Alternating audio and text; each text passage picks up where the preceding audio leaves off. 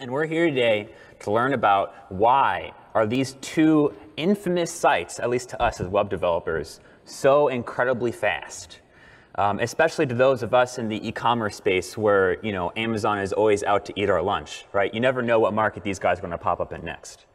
So no matter how hard we try, though, these guys continuously outperform us. And it's crazy to think about. But before we delve in and we find out what makes these guys so different, as the first session of Fluent, I just want to say to everyone here that when we go back to our jobs come Thursday night, or well, maybe Monday if you take Friday and the weekend off, we're all going to go home thinking, man, our websites are way more not performant as we thought. We've been doing everything wrong the whole time. It's kind of like a wake-up call when we go back. But I think sometimes we really need to take a step back and realize how well we actually are doing, taking in this plethora and tidal wave of information we're being given. Because let's face it, this is what web dev is like in 2017, right? You have to make sure your website is usable in an office, subway, and coffee shop on the other side of the world, on free airport Wi-Fi or crummy 3G where it says you have a great connection but you barely have 2G and 1 bar. The website must also be usable on Gecko, Trident, Edge HTML, WebKit, Blink, and over 116 different viewport sizes across Android and iOS. Build your pages with Gulp, Grunt, Broccoli, maybe Webpack, NPM scripts, or even Makefiles. Using a new task runner every project is actually okay, if not encouraged. Have multiple responsive resolutions available for your images, inline modularize or concatenate your CSS, depending on its use. Fetch and execute all JavaScript asynchronously, and minify gzip and properly cache all applicable assets to be served by CDN with a runnable payload within 14 kilobytes. Whew. And here's the best news. That doesn't even cover half of what we have to do. So, it's because of this, a lot of times, it's very easy for us to, kind of forget how easy it used to be, even 5 years ago, right? Because this is what web dev used to be like, right? I kind of miss these days. You made like a GeoCities site.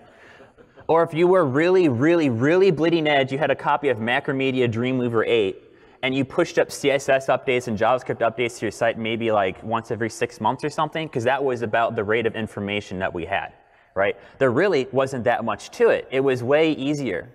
And so I think it's because of this, sometimes we can feel like web dev is like being in a labyrinth. You look to your left and your right, and there's pitfalls and there's traps everywhere. And no matter where you go, you have to tread really, really lightly. Because if you make one misstep, you fall into a pit, and you may never get back out. And it's incredibly scary. And so that's why today, I really want to talk about the Amazon The Guardian. Because these two sites have successfully traversed this labyrinth. They have gotten out unscathed. And if we take a look at them, maybe we too can see the light at the end of the tunnel. So what's really important when you reverse engineer something, though, is to you want to get to know the beast, right? You want to learn how actually performant are they, just to kind of get an idea of what we might be shooting for. So what I want to do here is I want to look at a browser playback that looks captured about 6 months to a year ago about Amazon versus Walmart, one of Amazon's competitors. Because who else would you want to compare yourself to besides your competitors? And I think this really capitalizes and shows us exactly the kind of experience that we usually see when we compare our sites to our competitors or Amazon, right? So I'm going to hit play here, and let's just see how well Walmart does keeping up, right? All right, so we're like at a second, and Amazon, as far as the user concerned, is basically done, right? They've got their buy button. You can add it to your, your list to be used later. Good, done. Walmart's got nothing, absolutely nothing. But now all hope is lost. 1 second is a little bit of a high bar, so let's keep going. All right, and at 3 seconds here, Walmart actually looks like they did really well. Right? I think we can give them a round of applause. They did great. If I was Walmart, I'd be pretty happy with this site. There's only one problem, and that's they don't have a buy button. It's not there at all. And for those of us who have e-commerce sites, which I think is a lot of us here, we know that this is probably the most important part of your page. It's kind of what brings in your income, right? So let's just see how long it takes them to finally put this buy button in. I'm going to sit here and wait.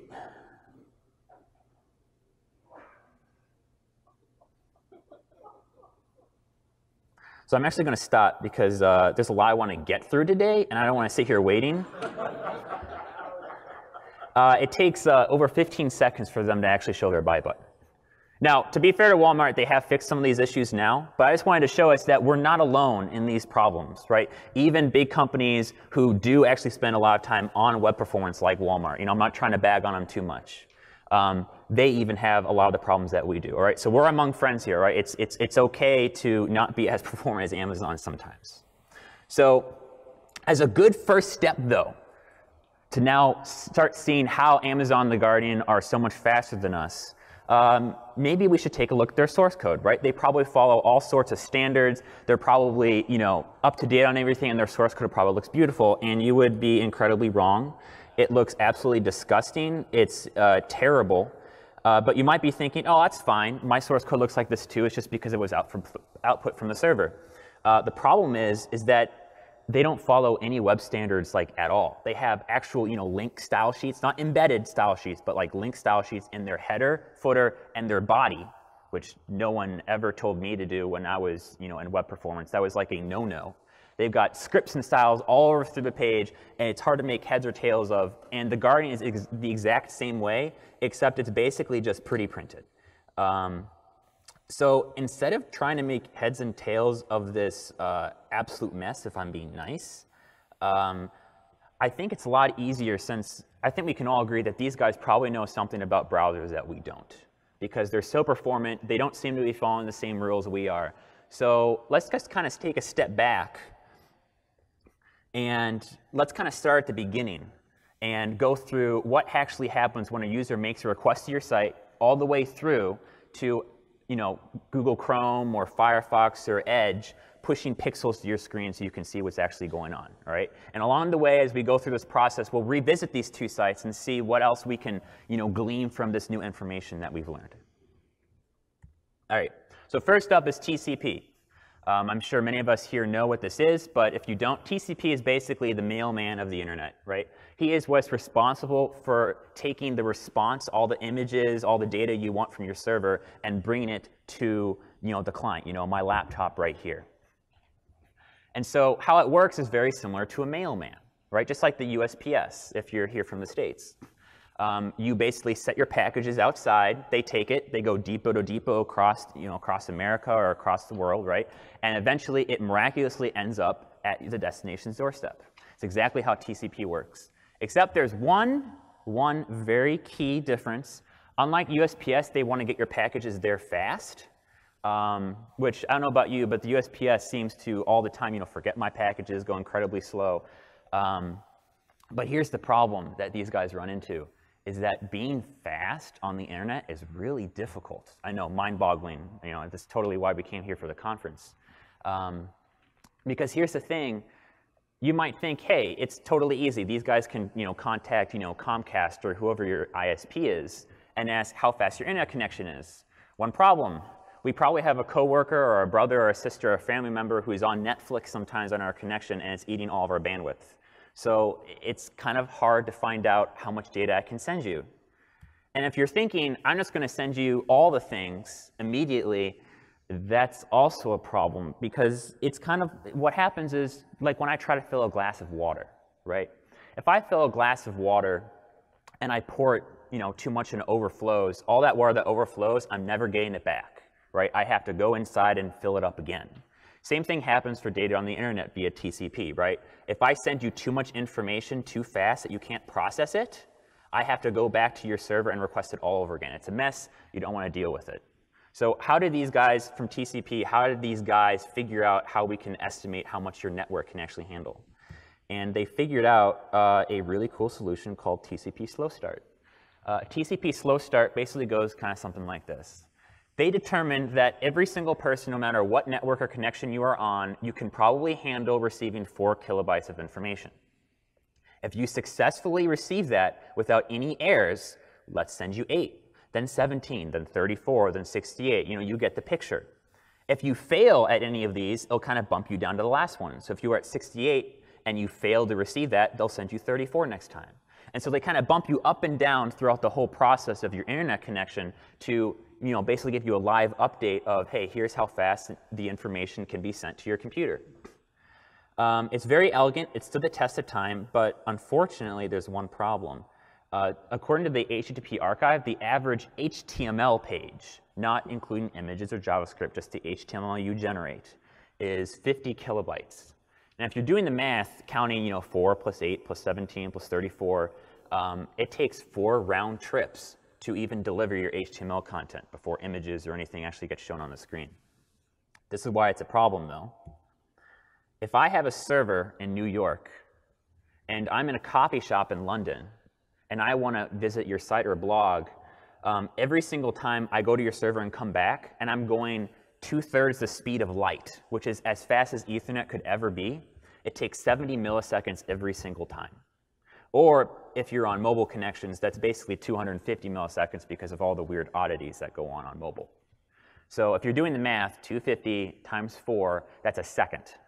That means before I can show anything on your page, before I can process or do any other optimizations at all, I have to wait an entire second to show anything. But it's not all bad news. Thanks to Google a couple of years ago, they did some research and they said, hey, look, TCP slow start was designed when we were all on modems and dial-up. We've got gigabit Ethernet connections, everyone's got at least 20 meg a lot of times. We can handle 14 kilobytes instead of 4. And you can see the effect that has here. We can download a lot of information a lot faster. And it turns out that now we can get rid of an entire round trip. And so just by enabling this new feature that's called IW10, you can save yourself 250 milliseconds or more. I mean, if you have a little bit bigger site, you could save yourself probably 2 round trips. That's half a second saved with like no effort. Because here's the thing, the good news gets even better. A lot of you here are probably actually already using this today. As long as you aren't using a server that's running something older than like Ubuntu 12.10, you are already partially like Amazon and The Guardian. So that's awesome. We can go back to our job saying, hey boss, I fixed this thing, and you can give yourself a pat in the back already. So that's actually fantastic. But I know some of us here do have legacy servers. That's not a bad thing.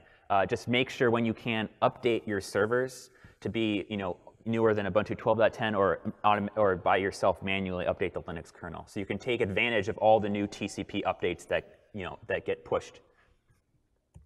But I think we're all familiar, when something is free and good, there's always a catch, and that's true here as well. Let's say I have a WordPress site, right? And a lot of times on these WordPress sites, they can take, say, 200 milliseconds sometimes to generate the response, right? It's not anything new. That's kind of standard a lot of times. Well, what happens, though, is TCP is kind of sitting here, right? He's ready. He's rearing to go. He wants to take your data, shove it off to the browser, and the browser's over here waiting to say, hey, I'm ready to show the user all this information. I want to show them your buy buttons and stuff. But with the server, for 200 milliseconds, your server's just kind of sitting here and he's like, no. You'll wait for me. I'm good. All right, cool. Hey, here's this huge package. Done. But there is a solution to this, and this is the first step of work you can do to be like Amazon, is you can use something that's called transfer encoding chunked. It's a header that you send out in the beginning of your HTTP response from your server to tell the browser, hey, look, I'm not going to send you all the information at once. I'm going to stream it to you. And so when my header is generated, I'm going to send out my header. And then when my sidebar is generated, I'm going to send it out, right? I'm going to send out HTML as I generate it instead of waiting the whole time and making TCP and my server and the browser wait, right? I'm going to streamline the process as much as possible. And when you do this, you'll find that you can easily save yourself, another half a second sometimes, because, that 200 milliseconds is gone. So that's free saving times right there. And the great thing with WordPress sites is that a lot of times they're already built to be able to support this functionality with, maybe a couple days, maybe a week effort. It's really, really cool. So TLDR, because I know we're going at a really brisk pace here, there's a lot of content I want to tell you guys about. Keep your servers up to date to take advantage of all the new TCP optimizations. And make sure if you have a large response to send to the server, stream it whenever possible, right? We want these three components, the network, your server, and the browser to work together, not butt up against each other and get mad and angry that this guy's not done yet, you know? All right, now we got all the goods, right? We got the HTML, right? When we've probably made some requests for your images. Let's render, you know, this is the fun part. So for the next couple examples, to make this a little easier for everyone, we're going to pretend JavaScript does not exist because, as we're all familiar, the browser likes things to be nice and simple, but just like the classic rule I before E except after C, unless it's on these, you know, word list of 100 to 200 words you have to memorize, that's JavaScript for us. So I think it's a little easier. We'll start without JavaScript and we'll add it back in later, all right? So brief overview of the parser. The parser is the part of the browser that takes in text and turns it into meaningful content for the browser to parse, right? So it'll see T-I-T-L-E, that's title, right? Oh, great, you know, I know what to do with that. And it parses from top to bottom. You know, just like this, you know, it starts from the top, it goes to the bottom. And then it builds what we're all familiar with as the DOM, right? It's the physical representation of what is on our page. And then all the CSS we download and generate and the browser parses gets turned into something very similar called the CSS-OM, which is basically just like the DOM, but for CSS. And then we have our favorite part that some of us probably know about, which is called the render tree, which is the browser's representation. You know, we look at things in terms of like images and pixels, right? But the browser looks at our sites as a render tree, right? It tells it, hey, this is what elements are on the page and this is what they all should look like. It's the DOM and the CSS merged together into one being, all right? But I have one question for you. So this CSS DOM I told you about, it gets generated from all the style sheets on your page. So let's say you have 5 style sheets, you know, nothing new to a lot of people, right? That's pretty average. If I download one style sheet and it's parsed, it's in the CSS DOM, and I get the render tree, right? So the browser can totally render my screen. We're good to go. What happens, though, if those other 4 style sheets are discovered and they're downloading, right? So they're not parsed yet, but they're in the midst of downloading. What happens? Does the browser render anything? And the answer is no. If you have any CSS at all anywhere in your page that is being downloaded, the browser will not render anything. And this is kind of weird when you hear this for the first time, but it actually makes a lot of sense and it saves us on the web more than you might think. Because style sheets can override each other, right? We're very familiar with this. And so imagine what would happen if I never did wait for those CSS files to, you know, to load. Viewing the web would probably have to come with an epilepsy warning, right? Because colors could change, red, blue, red, blue, red, blue. It can move up, down, left, right. You know, it could be a terrible thing. And browsers want you to enjoy your web experience. And it kind of comes with a little side benefit too, is that rendering is incredibly expensive and CPU intensive. And unless you want to have a $1,500 lap warmer in the middle of winter, it's kind of a good thing that the browser does not render your page absolutely every single time it possibly can. But you might be asking, what if I specifically design my CSS to be, you know, not override each other all the time, not to, you know, give people, you know, seizures from epilepsy? Can I have non-blocking CSS? Because I promise to be good. And the answer is yes. And Amazon and The Guardian both do this. They use a library very similar to one that's an open source. You can go to that link there right now. I'll be giving you guys the slides after the talk, so you can just click the links instead. But what this library does is, if you've ever looked at a style sheet, and it might be a little hard for people to see in the back, but you see that media part in the back of the style sheet, and this is straight from The Guardian. That style sheet part of the style sheet tells the browser, hey, I want to use this piece of information for this type of device. So what you can do with style sheets is you can have one that says, hey, use this for devices bigger than 320 pixels. Very helpful. And then use this one for devices bigger than 500 pixels. But the browser does something very interesting here, though, that these guys take advantage of, is that it downloads all of those style sheets regardless of if you can use them or not. And for good reason. Because imagine if I'm on my phone, my iPhone, right? 320 pixels wide, we're all familiar with it. If I'm not downloading that 500 pixel style sheet, as soon as I rotate my phone, I need it. And I'd have to be waiting the whole time again to, it'd be like a loading experience over again just by rotating my phone. So browsers download every single style sheet they possibly can so that when you rotate or you resize a browser window on your desktop, you're good to go and there's no waiting involved. But here's the interesting thing. For those style sheets that do not directly apply to your page, they don't block the renderer, right? Because they're not going to apply it to the render tree yet because you're not using them. So what these guys do is with JavaScript, they inject a new style sheet to the top of your head that says, hey, here's a style sheet, and we're going to use the media string only X, which basically tells the browser, hey, I'm following the syntax, but never apply this to any device. And the browser says, hey, OK, that's cool, I guess. I'll download it for you. And since we're in JavaScript, we know when this style sheet loads. And so as soon as it loads, we can switch that media string to be all, which says apply to all devices. And instantly, we have our CSS, our page is rendered, and we didn't block anything because we weren't waiting for that style sheet to load, right? Because it loaded in the background asynchronously. It works now like asynchronous JavaScript. Very cool. But I'm not a huge fan of that way because it can get a little bit clunky. I'm a big fan of the modular and future way that we actually have thanks to IE. I know we're in a web performance, kind of thing here, so it's really weird to think IE. So I can check that off of my bucket list. But here's how this works. You see that link that we have in the body, something I mentioned before that Amazon and The Guardian do sometimes, right?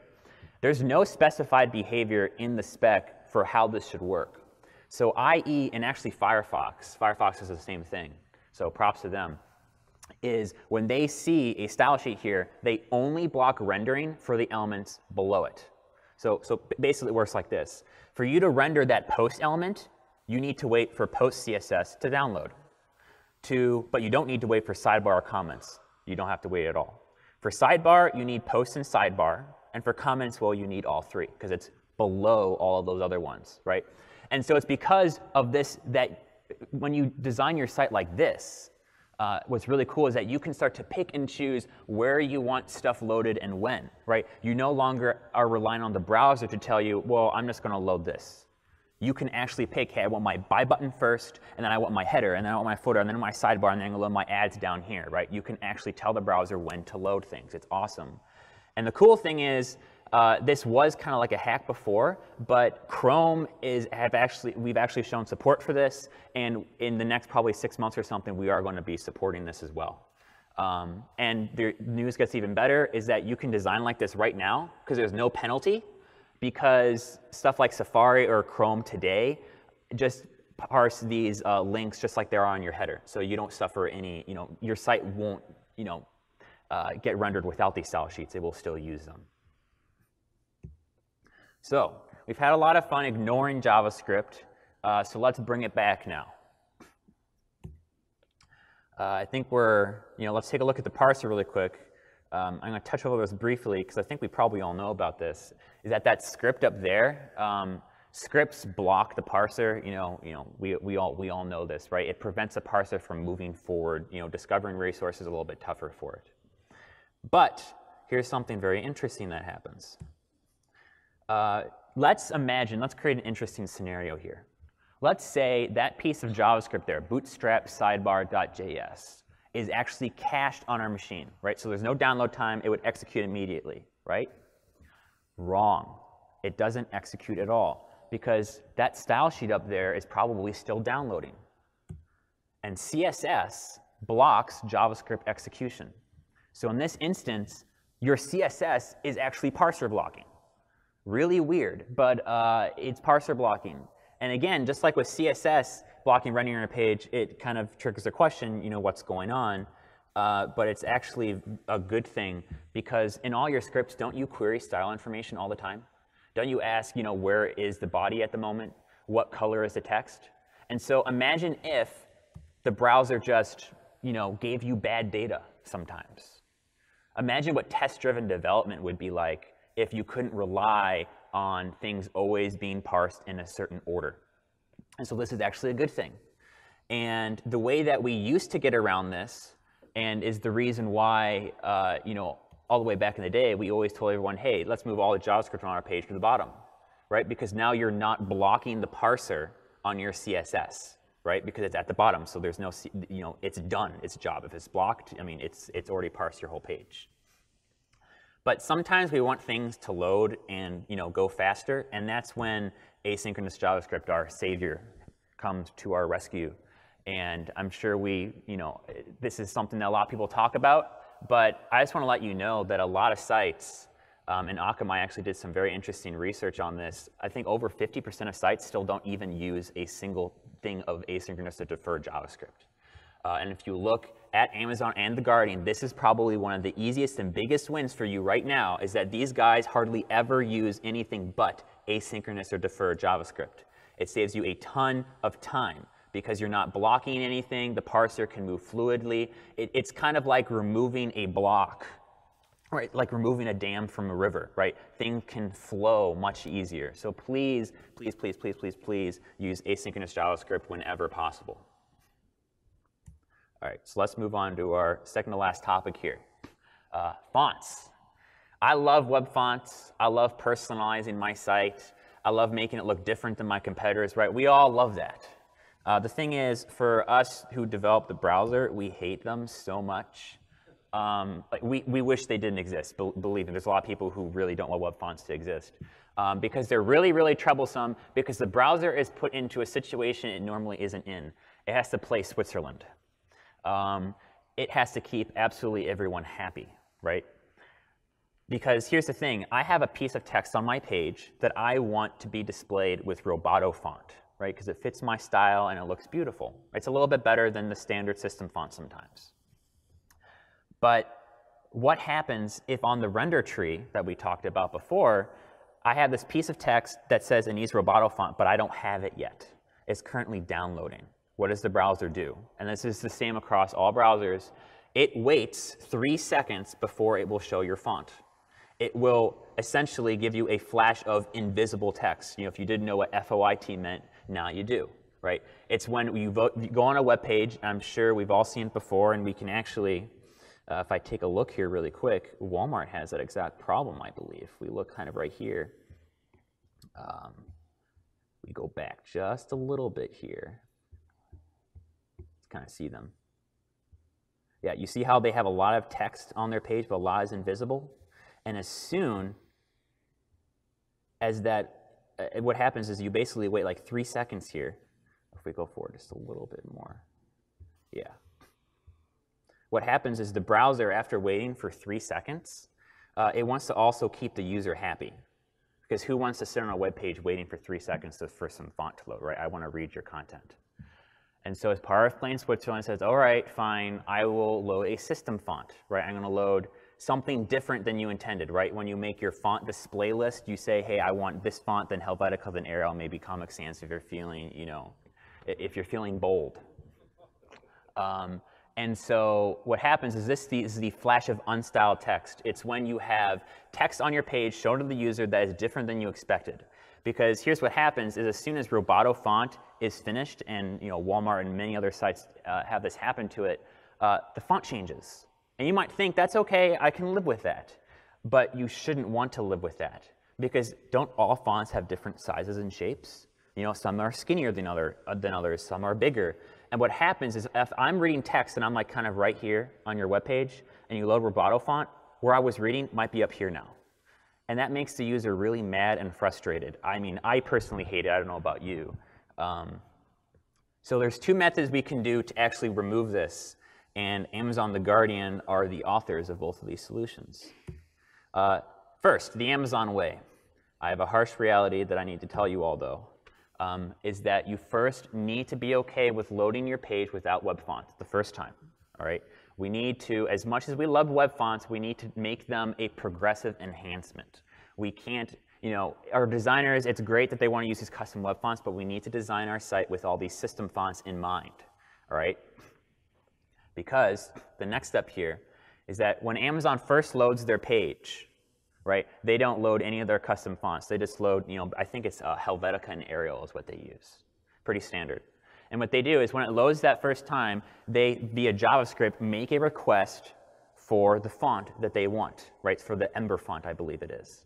And so when it comes back, now they know, because they're taking advantage of the HTTP cache here, they know that, hey, this font is now cached on my system. So next time I want to use it, I probably don't have to wait for it to download.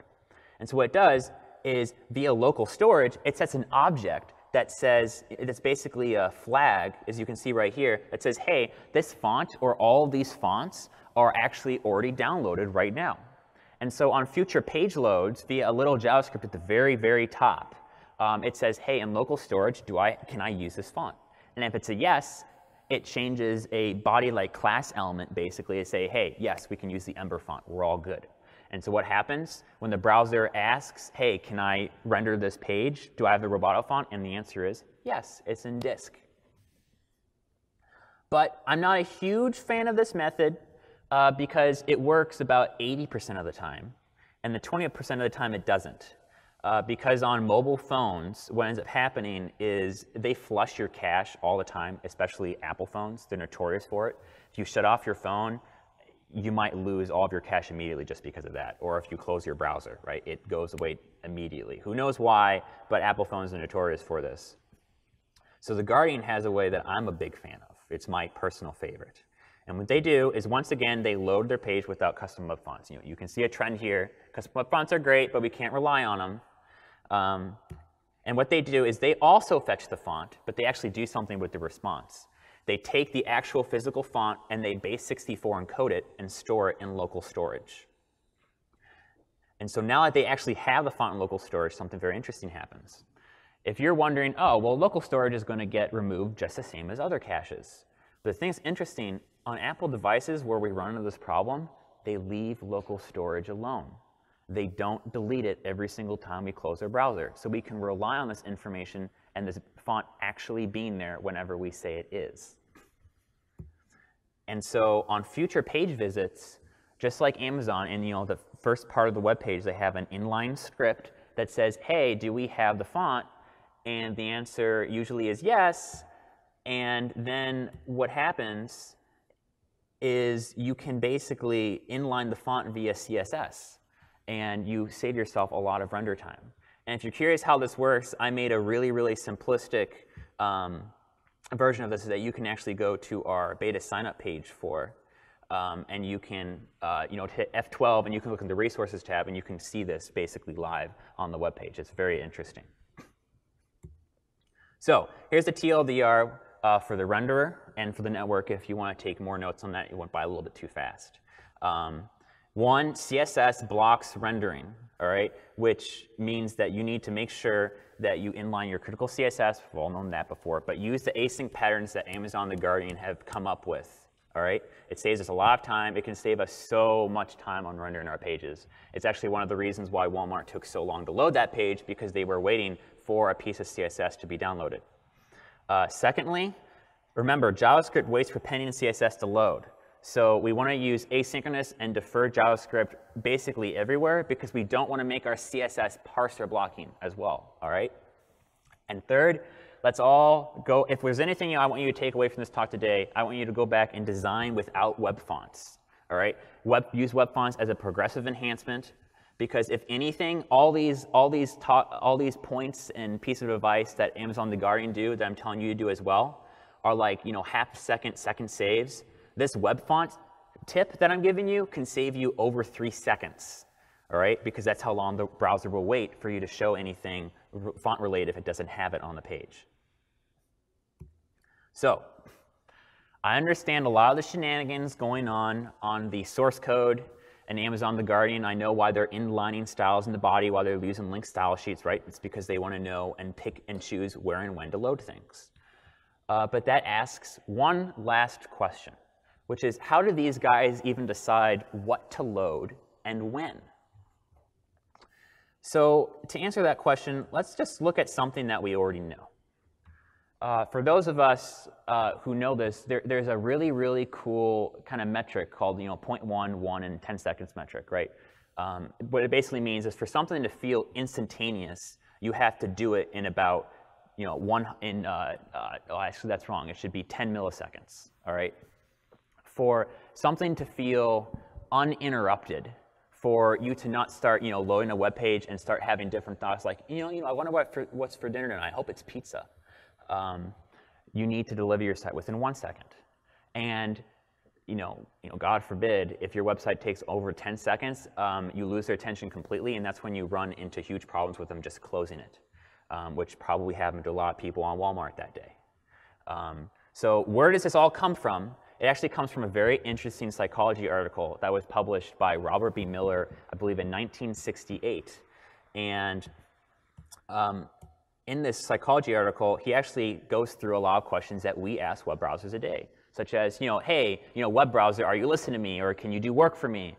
And what's interesting if you read through this, because I'll cut to the chase here, is it's all about, you have to think about what's the journey that the user's taking on your website. You have to stop thinking of your websites as this picture that you just show them. You have to think about websites as a video, as a nice film strip, right? Because what's the first thing I worry about when I click a link, right? It's probably something like, did I fat finger it? Am I going to the right place? Am I suffering from a phishing attack? I mean, who knows what's going wrong? And you have all this anxiety when, we've all been on airport Wi-Fi before, right? And we click a link, and it's a white screen.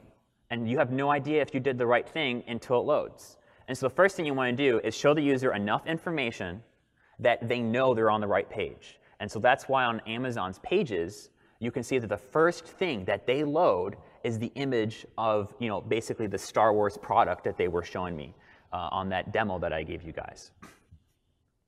The second thing is you want to then think about, okay, what are the user's primary goals for visiting this page? So if I'm going on a page to learn about chocolate chip cookies, right, because I'm really hungry right now and I could go for a chocolate chip cookie, is we all know what the universal way for determining if a recipe is good or not, right? It's how delicious the cookies look, right? Nothing else matters. So if I'm going to your page, I want to see two things. One, a picture of the cookies, and two, the recipe, so if I know I can even bake these, right?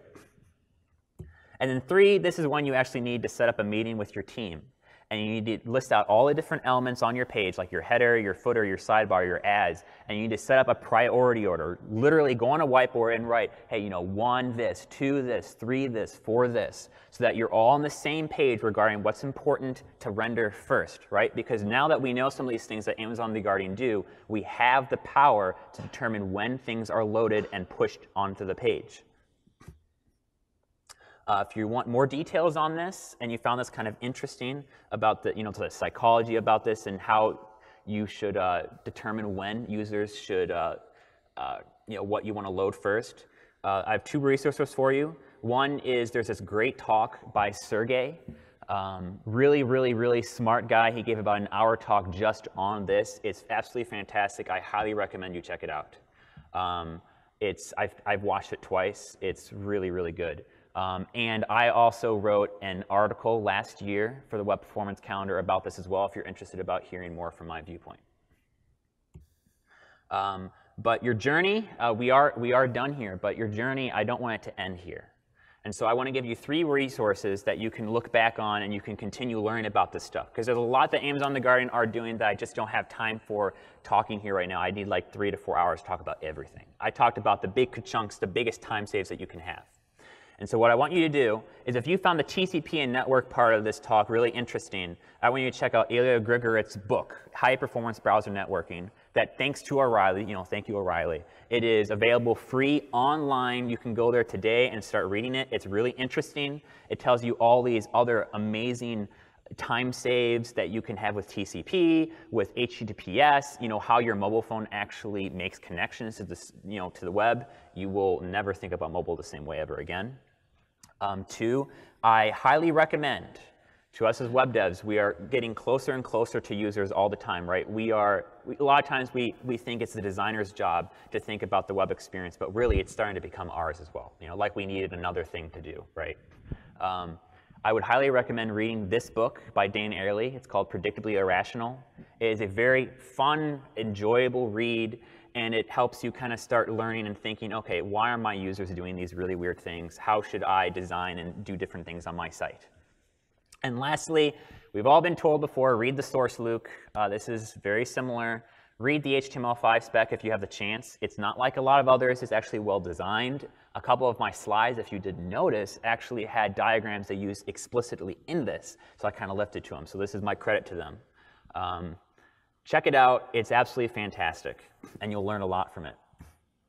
If you want to get in touch, if you have any questions afterwards, I'll be up here. I'll also be taking some questions after this. But here's my contact information. I will be tweeting out the slides for this shortly after this talk. So follow me there. Just check me out in about like an hour or so. And we actually put together, it looks like we put together a exclusive beta for Fluent. So if you want to just try out the app and you found that kind of cool, you can go to beta.lookslick.com. So thanks, everyone.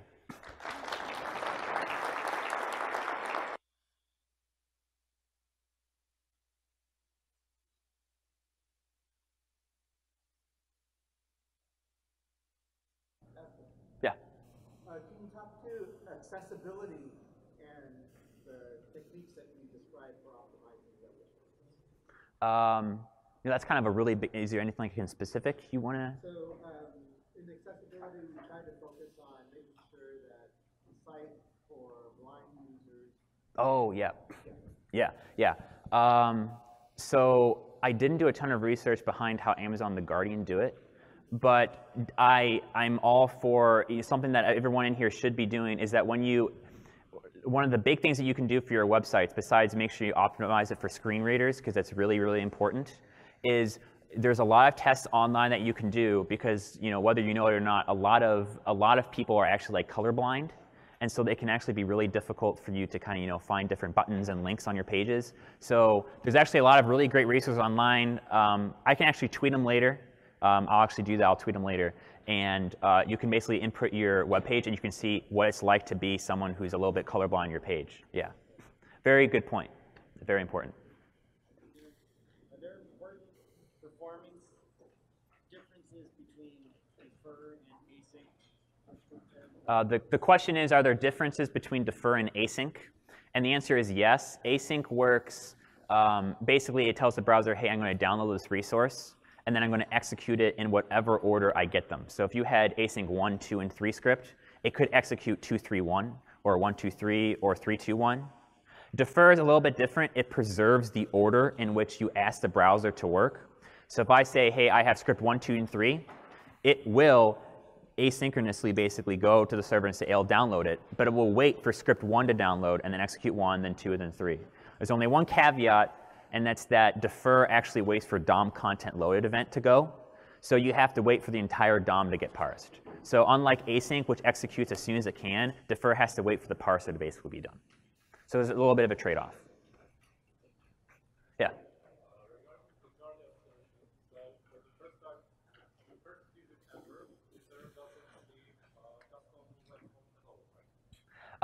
The Guardian used to not show any custom web font at all. I think they made an update recently that shows they do show the custom web font, but they still use their technique.